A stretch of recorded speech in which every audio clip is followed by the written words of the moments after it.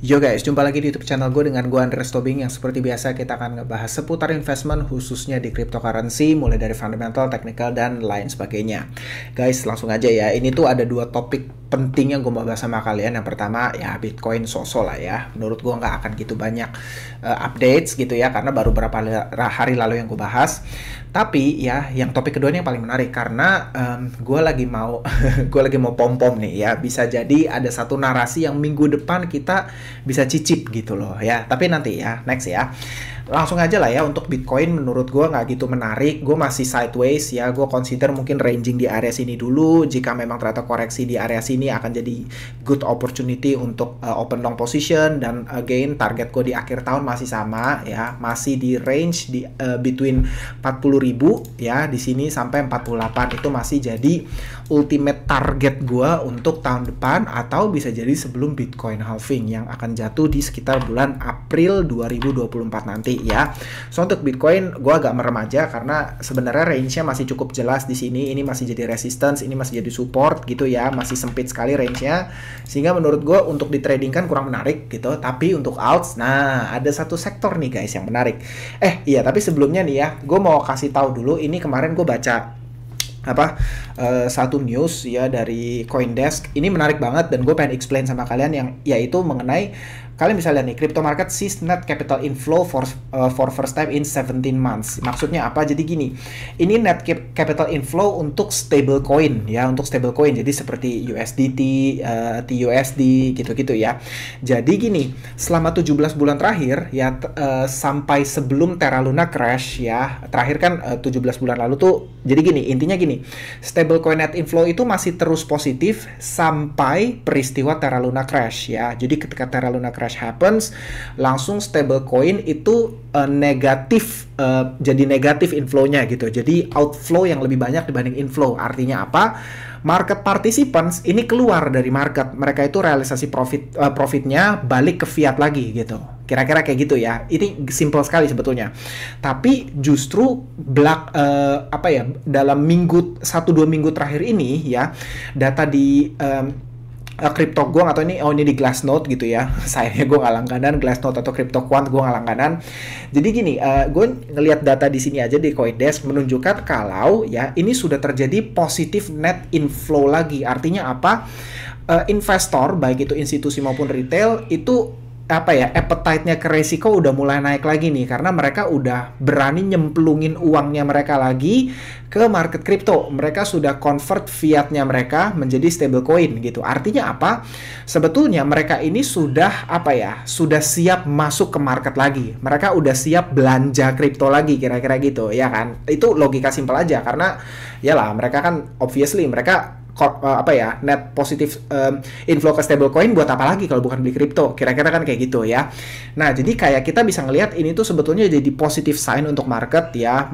Market participant udah mulai bergairah lagi, dan bisa jadi ya sekali lagi ya, akan ada pergerakan yang positif dalam beberapa bulan ke depan ya. Gue masih positif nih karena ngelihat data ini sangat menarik menurut gue, kira-kira kayak gitu. Tapi ya kita lihat aja sama-sama ini apakah bisa terwujud, kita bisa lihat dalam beberapa bulan ke depan, let's say gitu ya. Karena kan gini, tapi ini satu narasi nih yang gue mau share sama kalian ya. Ini begitu baca berita ini sampai habis gitu ya, gue suddenly pikiran gitu, bisa jadi ya,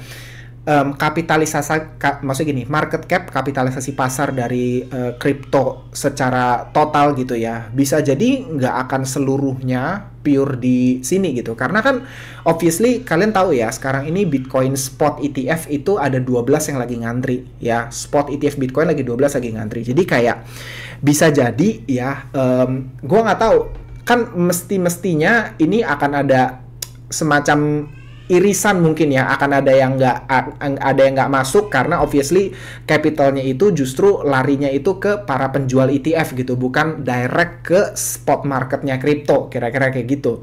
Cuman regardless, gue tetap sangat bullish lah ya untuk ETF gitu. Gue sangat bullish untuk spot ETF-nya Bitcoin, dan katanya kan Ethereum juga lagi filled gitu ya. Kita lihat aja, gue masih sangat positif dengan market kripto, apalagi dengan baca berita ini. Oke?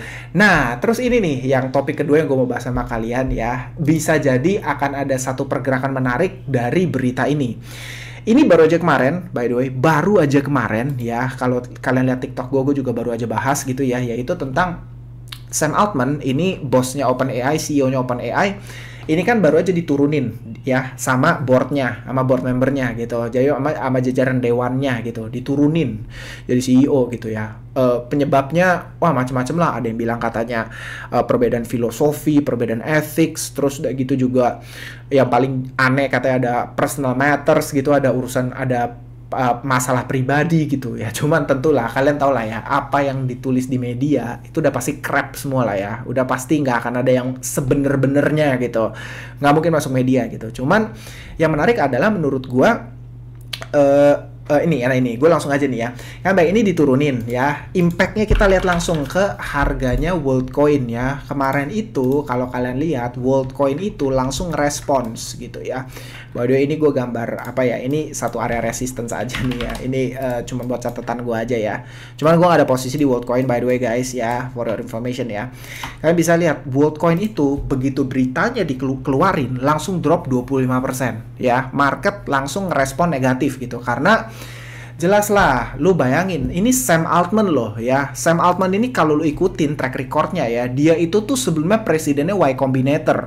Y Combinator itu adalah startup accelerator yang funding, yang ngeakselerasi perusahaan-perusahaan startup besar seperti Airbnb, Coinbase, Reddit. Itu Y Combinator yang semua yang inkubasi mereka gitu. Yang bosnya itu, presidennya Y Combinator itu si Sam Altman. Jadi nih orang track recordnya tuh gila gitu, track recordnya hebat gitu. Bahkan suka disandingin sama, udah setara selevel sama Tim Cook, Sundar Pichai dari Google, terus udah gitu juga Elon Musk ya dari X gitu ya, dari Tesla gitu ya. Jadi kayak Sam Altman ini udah kayak apa ya, salah satu tech leaders yang levelnya tuh udah segitunya kuat gitu loh. Ya dia juga Jewish by the way ya. Gue nggak tahu ini related atau nggak sama kalian, cuman kayak aduh ini memang orang-orang nih ya adalah kayak konspirasi lah ya, cuman gue nggak mau terlalu pusing di situ ya. Nah kayak gitu loh, jadi kayak obviously dia diturunin itu berdampak negatif sama perusahaan, karena OpenAI ini menurut gue banyak di carry sama si Sam Altman gitu, karena figurnya Sam Altman yang kuat.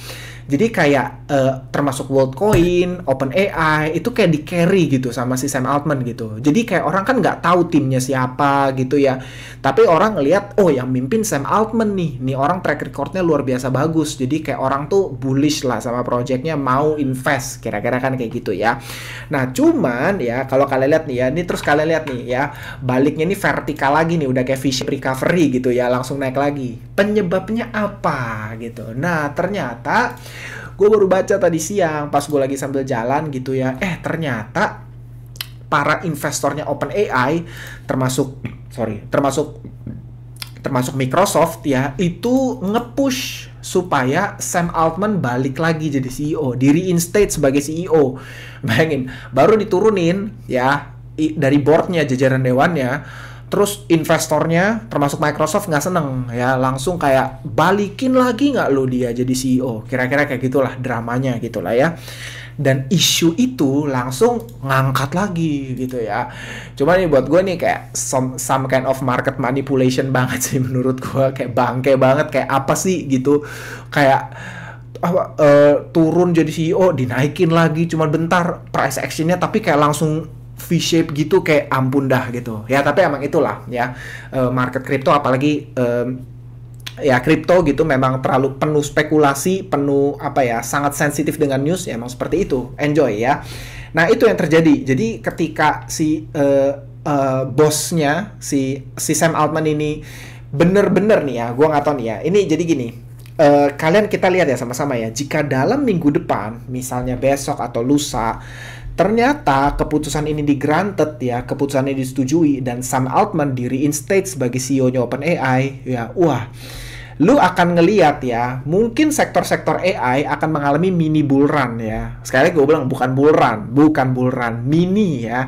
Kita dikasih cicip dulu rasanya bull run tuh seperti apa, kira-kira kayak gitu ya. Kalau ini kejadian, karena menurut gue kalian lihat nih ya sekarang nih ya, Ini kita ngomong sekarang nih ya, baru isu itu keluar aja. Nih gue tunjukin sama kalian, ini sektor AI and Big Data, 24 hour-nya itu udah pada naik semua guys. Ya, Imagine AI, ChatGPT, ya. Ini Akash Network, dan banyak yang lainnya. Nih Singularity Agix gitu ya. Teman-teman tahu gue punya Agix ya.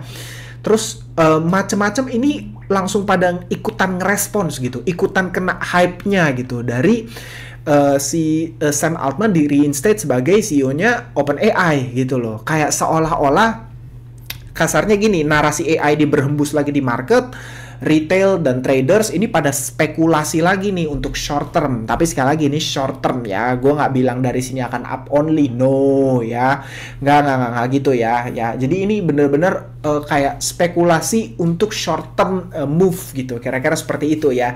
Jika memang si Sam Altman terpilih kembali, ya ini menurut gue possible banget untuk play out nih guys ya. Banyak nih macam-macam nih, karena gini. Kalau teman-teman lihat kan dari kemarin itu beberapa alts itu bahkan ada yang udah performnya gila banget ya. Performnya bener-bener gila banget naiknya. Ya gue nggak mau mention lah, ada yang sampai 20 kali lipat kayak TRB, ya, Taylor itu kayak ada yang naik sampai 20 kali lipat.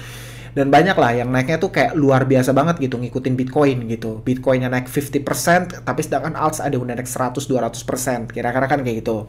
Nah, jika Sam Altman terpilih ya, kalian pantau nih sektor-sektor ini nih ya, sektor-sektor AI ini terutama ya yang masih belum mencicipi, gue bilang mencicipi lah ya, kenaikannya eksponensial gitu. Contoh nih ya, ada gue lihat nih kayak tadi kan gue buka-buka Bybit gitu ya, gue cek apa nih ya AI sektor yang masih jauh dari masih koreksinya masih jauh nih ya. Ini kayak Fitvi contohnya nih ya. Nih gua kasih tunjuk aja ya. Posisi dia itu masih minus 99%-an gitu ya. Gua nggak bilang gue bullish sama projectnya loh ya. No. Gua nggak bullish sama projectnya. I think walk to earn, move to earn, it's Ponzinomics pure ya. Gua nggak gitu bullish ya. Bisa naik nggak bisa gitu. Cuman kayak koinnya minted freely dan lu dapat dengan lu jalan, doesn't make any sense aja menurut gua gitu. Cuman jika memang narasi AI bakal naik lagi, bisa jadi nih yang kayak gini-gini nih yang kemakan nih gitu. Karena ini kan again ini belum naik, terus kayak ada ChatGPT dan masih banyak lagi ya. Lu lihat aja yang di sektor-sektor ini, oh ChatGPT udah naik.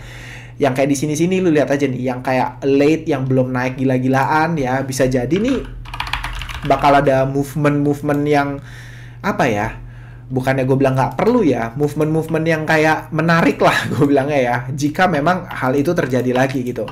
Tapi guys again ya, gue nggak bilang kalau memang bener nih, kalau memang kejadian ya, gue nggak bilang dari situ akan up only, no. Karena kalau kalian nonton analisa gue awal tahun ya, kalau nggak salah ya, gue bikin video tentang halving dan lain-lainnya gitu ya, gue udah mention target gua untuk Bitcoin bisa back to all time high-nya di 69.000 adalah di kuartal 4 2024. Ini masih tahun depan ya, kuartal 4 2024 ya. Gua pedomannya berdasarkan apa? Historical price action ya, berdasarkan 3 siklus sebelumnya. Berapa lama sih waktu yang dibutuhkan Bitcoin dari bottomnya setelah winter sampai balik ke all time high-nya. Ini gue tariknya bisa dari berbagai sisi ya. Gue bisa tarik dari bottom, gue tarik dari halving, gue tarik juga dari topnya gitu. Dari topnya itu butuh waktu 2 tahun sampai balik ke all time high-nya ya. Itu lu kalau jangan percaya gue lah. Sekali lagi cek aja historik ya. Gue udah bahas juga di video waktu itu lengkap ya. Kita bilang dari end of winter, kita bisa bilang dari top cycle, kita bisa tarik dari dari halving ya, dari next halving, tarik mundur gitu ya. Dari 3 penarikan tersebut ya, sekali lagi cocokologi ya ini ya, berdasarkan historical price action, gue melihat peluang terbesar untuk Bitcoin bisa reach back to all time high-nya itu adalah di sekitar kuartal 4 2024 ya. Jadi selama masa itu gue masih ngelihat akan ada ups and downs ya, akan ada ya naik turun lah ya, yang seperti layaknya terjadi untuk market kripto. Jadi kayak untuk teman-teman jangan dengan movement Bitcoin yang sekarang ini ya udah di 36 sekian, misalnya ternyata akhir tahun kita dikasih 40.000 gitu ya, jangan sesumbar itu, jangan sesenang itu dulu. Keep, menurut gue ya, again, ini personal opinion, dan ini yang gue lakukan by the way, ini yang gue lakukan ya. Gue terus bekerja dengan baik, gue tetap cari side income, gue kerja keras, supaya gue punya amunisi lebih banyak untuk gue bisa invest gitu. Karena gue bener-bener, kalau teman-teman tahu, semua yang gue beli, semua kripto yang gue beli, gue tuh merem sampai 2025. Karena itu duit dingin, itu duit yang gue nggak pakai gitu, duit yang kayak bukan bulan depan harus gue cairin gitu. Itu bener-bener semua uang dingin yang gue masukin situ, tapi gue bener-bener all in. Ya, teman-teman tahu lah, gue udah berkali-kali di beberapa kesempatan gue udah buka porto gue tentu, tapi gue nggak bikin satu video khusus porto gue, enggak, cuman kalau kalian lihat beberapa video gue, kalian ngikutin semuanya, kalian tahu lah kira-kira porto gue gimana gitu. Dan itu bener-bener semua apa ya, gue bener-bener sampai sekarang masih kerja, gue punya tabungan, gue punya selisih income lebih. Gue juga bilang sama bini gue, jangan aneh-aneh dulu, kita hidup hemat-hemat dulu aja, karena gue mau all in di kripto. And then ya kita lihat target panen gue itu 2025 ya.